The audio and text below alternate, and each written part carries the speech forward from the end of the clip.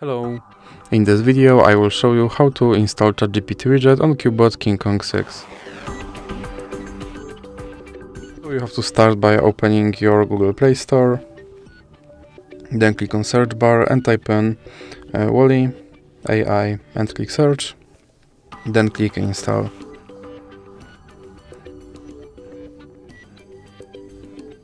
Now you can click open.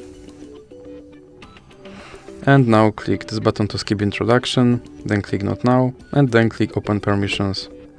Now you have to select AI Assistant and you have to allow this app to display over other apps. Then you can click back and click back again and click start. And as you can see, here is my ChatGPT widget, so you can open him and you can tell him to do something.